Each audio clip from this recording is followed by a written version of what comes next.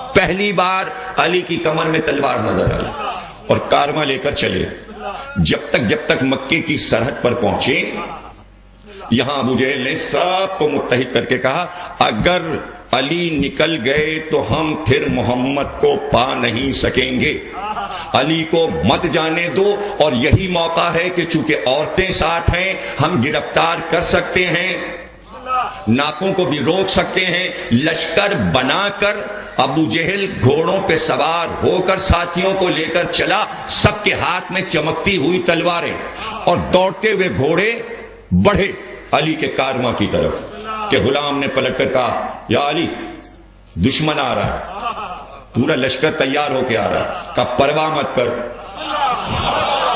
ناکوں کو درخت سے کھجور کے باندھ دے اور تو کنارے کھڑا ہو جا۔ لشکر قریب آ گیا اور سب کے منہ سے جھاگ غصے میں نکل رہا تھا کہ آج تو علی کا خاتمہ ہی کر دیں، ٹکڑے ٹکڑے کر دیں، اگر محمد نہیں ملے تو علی کے ٹکڑے ٹکڑے کر دیں۔ تلواریں تو نیام سے باہر تھیں لیکن علی نے تلوار نکالی نہیں، علی نے تلوار نکالی نہیں بلکہ آگے بڑھے اور کہا ابو جہل پھر سن لے، علی تجھ سے پھر کہتا ہے سن لے، اور ذرا ایک سوال کا مجھے جواب دے۔ بھئی توجہ رکھیے گا تمام بھائی، ہمارے نوجوان اور دوست، ہمارے سارے بزرگ اس جملے پہ غور کریں علی کے۔ کہا یہ بتا ابو جہل 13 برس تو نے اور تیرے ساتھیوں نے اور مکے کے کافروں نے میرے بھائی کو پریشان کیا، محمد کو پتھر مارے، اوجھڑیاں پھینکی، گندگیاں پھینکی، اور انہیں نماز نہیں پڑھنے دی اور قولوا لا الہ نہیں کہنے دیا، کس طرح عاجز کیا، لیکن قسم کھا کر بتا کہ کبھی علی نے تلوار نکال کر تم لوگوں سے بدلہ لیا؟ 13 سال کبھی علی نے تلوار نکالی؟ بتا قسم کھا کے۔ سب نے کہا ہاں۔ ابو جہل نے بھی کہا ہاں تم نے تو تلوار کبھی نہیں نکالی، کیسے کیسے ظلم ہم نے تم پر کیے لیکن تم نے تلوار نہیں نکالی۔ کہا پوچھ کیوں نہیں نکالی؟ بھائی توجہ کیجیے گا، علی نے کہا پوچھ کیوں نہیں نکالی؟ ابو جہل نے کہا ہاں بتاؤ 13 سال میں ایک دن بھی تم نے دین آنے کے بعد، اعلان کے بعد، بعثت کے بعد تلوار کیوں نہیں ہمارے مقابلے پہ نکالی؟ کہ جب میں تلوار نکالنا چاہتا تھا میرا بھائی میرا ہاتھ پکڑ لیتا تھا، علی ابھی نہیں، علی ابھی نہیں، علی ابھی نہیں، اس لیے تلوار نہیں نکالی کہ ہر بار محمد نے روک لیا، آج مکے میں مجھے روکنے والا کوئی نہیں ہے۔ یہ کہہ کے تلوار کھینچی، کہتے ہیں الٹے قدم لشکر الٹ گیا۔ بات سمجھ میں آ گئی کہ اگر ہاشمی تلوار چل گئی تو کیا ہوگا، کیا ہوگا اگر ہاشمی تلوار چل گئی۔ اور پھر جب چلی تو پھر دنیا نے دیکھا، خود نہج البلاغہ میں علی نے کہا ابھی تو میں بچہ تھا، ابھی تو میں بچہ تھا کہ میں نے قبیلہ ربیہ اور قبیلہ مجر کے سورماؤں کے کلیجوں کو پھاڑ دیا۔ پہلی بار تلوار اسلام کے نام پر نکلی تو بدر میں، اور پہلی تلوار کھینچی تو علی نے۔ ساتھ میں حمزہ بھی تھے، عبیدہ بھی تھے، مقابل میں 3 پہلوان تھے، ایک حمزہ کے مقابل، ایک عبیدہ کے مقابل، ایک علی کے مقابل، اور عمر کے حساب سے تھے، اور گھوڑے پہ سوار نہیں تھے، پیدل لڑائی تھی۔ بھئی توجہ کیجیے، اس سے پہلے 3 بھائی اور گئے تھے۔ جب بدر کی لڑائی چھڑی تو کافروں نے آواز دی محمد کسی کو ہمارے مقابل میں بھیجو، تو 3 سگے بھائی مدینے کے تھے، انصار کے، انہوں نے کہا یا رسول اللہ ہمیں خدمت کا موقع دیجئے، مہاجرین تو جائیں گے لیکن پہلے انصار کو بھیجئے تاکہ ہم اپنے شجاعت کے جوہر دکھائیں۔ سرکار نے کہا تینوں کو کہا جاؤ، جذبہ ہے، 20 سال 22 سال کے برابر کے بھائی تھے، 24 سال کے، تینوں بھائی چلے گئے۔ وہ گئے تو سامنے کے پہلوانوں نے ان کو دیکھا ہی نہیں، ان کی طرف نظر ہی نہیں ڈالی۔ بھائی جملہ سنیے گا، تینوں پہلوانوں نے سرکار کو مخاطب کیا کہا محمد ہم لوگ خاندانی ہیں، ہمارے قبیلے مشہور ہیں، ہمارے مقابل انہیں لڑنے بھیجو جن کے شجرے اچھے ہیں، ان کو بھیجو۔ تو اس وقت سرکار نے آواز دی چچا حمزہ آپ بڑھیے، بھائی عبیدہ آپ علی تم آگے بڑھو۔ 3 برابر کے شیر چلے، 3 شیر چلے اور ان کے مقابل کفر ہوا. سب سے پہلے علی نے اپنے مقابل کے ہاتھ کو کاٹا اور پھر سر کو کاٹا, اور اس کے بعد اپنے مقابل کو قتل کر کے اب جو پلٹے تو دیکھا کہ حمزہ ایک سے الجھے ہوئے تھے. قریب گئے کہ چچا بس ذرا سا سر ہٹائیے. حمزہ نے سر ایسے کیا تھا کہ مقابل کا سر یوں گیا. اب دونوں چچا بھتیجے مل کے عبیدہ کے پاس آئے, اس لیے کہ عبیدہ زخمی تھے, اور ایک بار آگے بڑھ کر علی نے کہا چچا آپ ہٹیے. مقابل کا سر اڑا دیا. آئے 3 مقابل تھے, تینوں کے سر علی نے کاٹے, اور اس کے بعد جو یلغار ہوئی, اب جو تلوار چلی تو پھر رکی ہی نہیں, اس لیے کہ ہر کافر یہ کہتا تھا بھائی لڑائی ختم ہو گئی, یہ کیا ہوا, تمہارے پیچھے کون تھا, کہ ہمارے پیچھے بھی علی تھے. تمہارے پیچھے کون تھا, کہ علی تھا. تمہارے پیچھے کون تھا, کہ علی تھا. اب چاروں طرف ایک ہی آواز تھی, علی آ رہے ہیں, علی آ رہے ہیں, علی آ رہے ہیں. ارے ہجرت سے لے کے بدر تک اسلام میں علی کے علاوہ کچھ اور ہوا ہے طور پر. اور ظاہر ہے کہ حکم الہی سے ہجرت ہوئی تھی, اس لیے کہ اللہ نے کہا تھا اب آپ مکے میں نہ رہیں. 2 سرپرست تھے آپ کے, 2, ایک خدیجہ ایک ابو طالب. سال کے اندر دونوں کی وفات ہوئی. اللہ نے کہا اب دونوں سرپرست نہیں رہے مکے میں, نہ خدیجہ ہے نہ ابو طالب. تو آپ اتنا روئے کہ سال کا نام رکھ دیا عام الحزن. عام کہتے ہیں ربی نے سال کو, غموں کا سال, تاریخ طبری میں عام الحزن.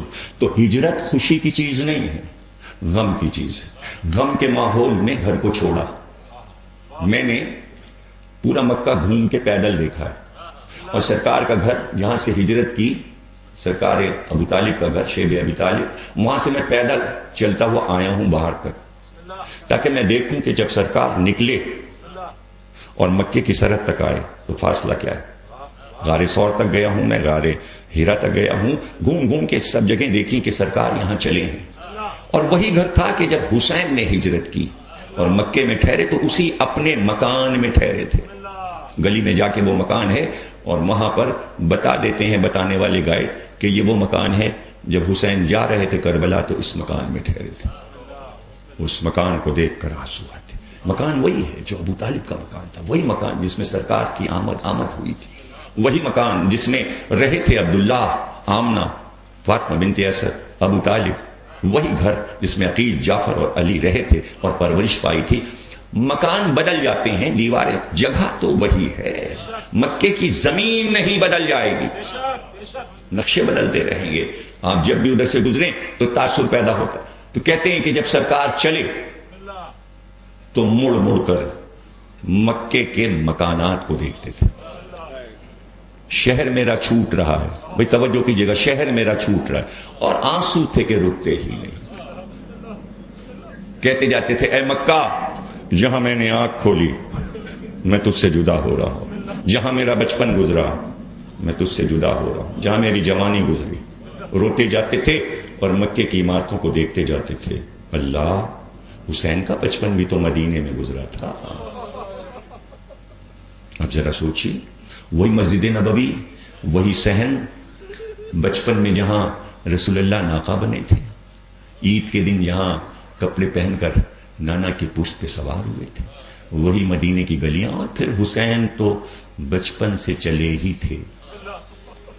زیارتیں کرنے کا اگر شوق ہو آپ کو تو میں تفصیل بتا دوں. مدینے میں ایک باغ ہے, اب وہ باغ نہ رہا, اس طرح پیڑ نہیں لگے, لیکن اسے محفوظ کیا گیا ہے, لیکن کم لوگ جانتے ہیں یہ جگہ کون سی.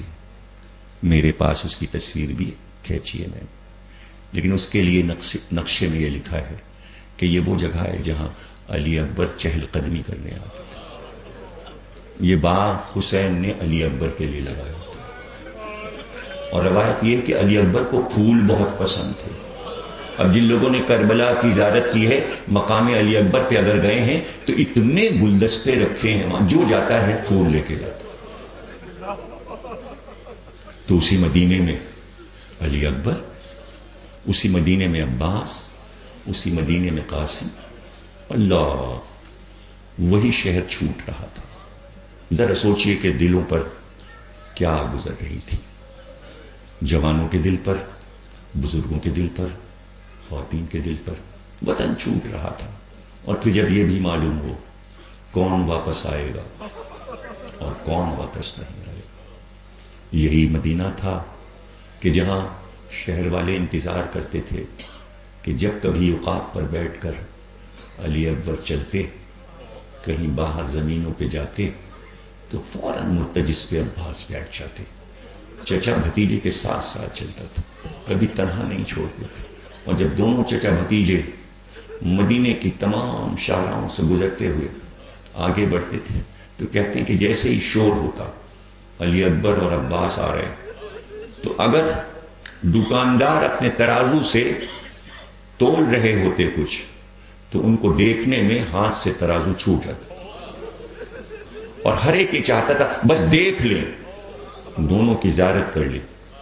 اور جب چلے جاتے تو بہت دور تک اشارہ کر کے لوگ کہتے اور دیکھتے رہتے پشت کی طرف، یہ علی اکبر ہیں، یہ عباس ہیں، تو خوش ہو کے آپس میں کہتے اہل مدینہ جب تک یہ جوان مدینے میں ہیں ہم رسول کی بھی زیارت کرتے ہیں اور علی کی بھی زیارت کرتے ہیں۔ علی کا بیٹا شبیہ علی ہے اور حسین کا بیٹا ہم شکل نبی ہے۔ زیارت تھی۔ اللہ 27 کو حسین نے آواز دی، دیکھ لو اہل مدینہ، دل بھر کے دیکھ لو، اب یہ ستارے نظر نہ آئیں گے، اب یہ چاند نظر نہ آئیں گے۔ کہتے ہیں کہ بھرے گھر سے کیسے سواریاں نکلی ہیں، پورا مدینہ آ کے حسین کے گھر میں جمع، اور ساری بیویاں اتنا روئی حضرت زینب سے مل مل کے اور بس اتنا کہا، شہزادی ہم یہ چاہتے ہیں کہ ہم دو رویا کھڑے ہو جائیں اور ہمارا شہزادہ درمیان سے حسین نکل جائے۔ اس میں 80 سال کی بزرگ خواتین بھی تھیں جنہوں نے حسین کا بچپن بھی دیکھا تھا۔ ام سلمہ کی ہم عمر تھیں، تو ام سلمہ خود کہتی ہیں مدینے میں سب سے زیادہ گریہ اس دن ہوا جب رسول اللہ کو دفن کیا گیا۔ اس کے بعد مدینے میں سب سے زیادہ گریہ جب ہوا کہ جب جناب فاطمہ رات و دن روتی تھیں تو پورا مدینہ روتا تھا۔ پھر فرماتی ہیں اس کے بعد جو گریہ سب سے زیادہ مدینے میں ہوا جس رات زہرا کا تابوت اٹھا۔ پھر فرماتی ہیں اس کے بعد جو سب سے زیادہ گریہ ہوا وہ اس دن جس دن حسن کا جنازہ اٹھ کر روضہ رسول کی طرف گیا۔ پھر فرماتی ہیں اس کے بعد اگر گریہ ہوا مدینے میں تو جس دن حسین مدینے کو چھوڑ رہے تھے۔ کوئی گھر ایسا نہیں تھا کہ جہاں گریہ نہ ہو۔ اور راوی سنان کوفی ہے اور وہ کہتا ہے کہ میں کوفے سے آیا ہوا تھا، صبح کا وقت تھا، محلے بنی ہاشم کے پاس سے جو گزرا تو میں نے عجیب منظر دیکھا، چاروں طرف کھٹاٹوپ، شامیانے، قناتیں، غلام دوڑ رہے تھے، چاروں طرف ناکے تیار کھڑے تھے، ناکوں پہ اماریاں کسی جا رہی تھیں۔ میں رک گیا اور میں نے اپنے مدینے کے دوست سے پوچھا بھائی یہ آج یہ کیسی بہار آئی ہے؟ کہا یہ بہار نہیں ہے، مدینے کی بہار لٹ رہی ہے۔ حسین مدینہ چھوڑ کے جا رہے ہیں، ساتھ میں پورا خاندان جا رہا ہے۔ اگر تجھے دیکھنا ہے کہ بنی ہاشم کی سواریاں کس شان سے نکلتی ہیں تو خاموش یہاں پر میرے ساتھ رک جاؤ۔ راوی کہتا ہے کہ میں نے دیکھا کہ اماریوں پر پردے پڑے ہوئے تھے اور ایک ایک اماری جو ناکے پر تھی ناکے کو لایا جاتا اور عصمت سرا کا پردہ ہٹتا تھا، اور کوئی بی بی سیاہ برقعے میں چادر میں آتی اور اس کو ناکے پہ سوار کیا جاتا، ناکے کو بٹھایا جاتا، ہماری میں بی بی کو سوار کیا جاتا۔ کہتا ہے راوی کہ ہم نے دیکھا کہ ایک ناکا آیا اور جیسے ہی وہ ناکا آیا اس مسطرہ کا پردہ ہٹا، ایک بی بی برآمد ہوئی، ایک 14 سال کا بچہ کمر میں تلوار لگائے، قریب گیا، بی بی کے بازو تھامے اور اماری میں سوار کر دیا۔ کہتا وہ ناکا آگے بڑھا، پھر ایک اور ناکا آیا، جیسے ہی وہ ناکا آیا ایک جوان 18 سال کا کمر میں تلوار لگائے بڑھا، ایک بی بی بلند قامت سیاہ چادر میں لپٹی برآمد ہوئی، اس جوان نے اس کا بازو تھاما، ناکے پہ سوار کر دیا۔ میں نے پوچھا وہ پہلی بی بی کون تھی جو سوار ہوئی؟ کہ وہ جوان جو آیا تھا سوار کرنے وہ قاسم تھا اور اس کی بیوہ ماں ام فروا تھی، کہ اور اب جو جوان آیا کہ یہ علی اکبر ہے، اس نے اپنی ماں ام لیلا کو سوار کیا۔ اس کے بعد بار بار ناکے آتے رہے، بیویاں سوار ہوتی رہیں۔ اب راوی کہتا ہے کہ ایک بار کچھ دیر نہ گزری تھی کہ میں نے دیکھا سامنے جس کرسی پر حسین تشریف فرما تھے ان کے قریب عباس گئے اور جا کر چھپ کر حسین کے کان میں کوئی بات کہی۔ جیسے ہی وہ بات کہی حسین بنفس نفیس کھڑے ہو گئے۔ جیسے ہی حسین کھڑے ہوئے قناتیں ہلنے لگی، پردے ہلنے لگے، سب آپس میں دوڑنے لگے، کوئی ادھر سے بڑھا، کوئی ادھر سے بڑھا، کوئی جوان ادھر سے بڑھا، کوئی جوان ادھر سے بڑھا۔ اور ایک بار میں نے گھبرا کے پوچھا کیا بات ہے؟ کہا بس دیکھتے رہو۔ ایک بار عصمت سرا کا پردہ ہٹا اور ایک بی بی سیاہ چادر میں مثل خانہ کعبہ برآمد ہوئی، لیکن اس کی گود میں کوئی بچی بھی تھی۔ وہ ہو گئی تقریر، ذاکر آ گئے، اب آپ تقریر سنیں گے۔ اس کی گود میں ایک بچی بھی تھی۔ راوی کہتا ہم نے دیکھا کہ ایک طرف سے علی اکبر بڑھے، ایک طرف سے قاسم بڑھے، ایک طرف سے اور محمد بڑھے، عباس بڑھے اور حسین خود بڑھے۔ جیسے ہی وہ بی بی باہر آئی ایک بازو علی اکبر نے تھاما اور ایک بازو حسین نے خود تھاما۔ جب ناکے کے قریب وہ بی بی پہنچ گئی تو اس نے نالینیں اتاری اور محمد نے بڑھ کر نالینیں اپنے سینے سے لگا لی۔ اب وہ وقت تھا کہ علی اکبر حسین بازو تھام کر اس بی بی کو اماری میں سوار کریں۔ راوی کہتا ہم نے دیکھا عباس آگے بڑھے اور زمین پر اپنے دونوں گھٹنوں کو ٹیک کر بیٹھ گئے۔ اس بی بی نے عباس کے زانو پہ قدم رکھا، حسین اور علی اکبر نے بی بی کو بٹھایا۔ اس شان سے جب وہ بی بی سوار ہوئی میں نے پوچھا اس شان سے یہ بی بی کون سوار ہوئی؟ تو راوی نے کہا ارے یہ علی کی بڑی بیٹی زینب ہے۔ صرف 2 جملے، اور میں ہمیشہ یہ بات اپنے بھائیوں کو بتا دیتا ہوں کہ مصائب تو عرصہ ہو گیا، 50 سال ہو گئے پڑھتے مجھے، لیکن بعض مصائب ایسے ہیں کہ جو خاص خاص مقامات پر یاد آئے۔ دیکھیے شام ہر سال لوگ جاتے ہیں چیلم کرتے ہیں، حضرت زینب کی زیارت کی کتاب وہاں رکھی ہوتی ہے زری کے پاس، اٹھائیے اور بی بی کی زیارت پڑھیے، نیچے اردو میں یا فارسی میں دونوں زبانوں میں ترجمہ لکھا ہوتا ہے۔ اور جو بات میں بتا رہا ہوں اب جب کبھی انشاءاللہ زیارت کو جائیے گا تو زیارت پڑھتے پڑھتے آپ کو یہ جملے زیارت میں مل جائیں گے جس پر میں تقریر کو ختم کر رہا ہوں۔ یہ زیارت نامہ زینب سے میں جملے پڑھ رہا ہوں۔ جب میں پہلی بار بی بی کے روضے پہ گیا اور زیارت پڑھی تو مصائب تو میں نے یہ پڑھے تھے، لیکن جب زیارت میں یہ جملہ پڑھا تو میرے آنسو پھر نہیں رکے۔ سامنے حضرت زینب کی قبر ہے، تابوت ہے، زری ہے، اور یہ جملے جہاں پہ تقریر روکی ہے اسے پہ غور کیجئے گا، کس شان سے زینب سوار ہوئی۔ اور زیارت میں یہ جملے ہیں کہ اے بی بی آپ اس شان سے مدینے سے چلی کہ عباس و علی اکبر نے سوار کرایا، حسین خود آگے بڑھے، مگر 11 محرم کی صبح کو جب آپ کے ہاتھ بندھے تھے اور ناقہ لایا گیا تو بی بی آپ اس طرح سوار ہوئی۔ زیارت میں یہ جملہ ہے کہ جب ناقے کے قریب پہنچی تو فرات کا رخ کیا کہ عباس میرے غیرت دار بھیا اس شان سے مدینے سے لائے تھے، آؤ بہن کو سوار کراؤ۔ سر کھلے زینب جا رہے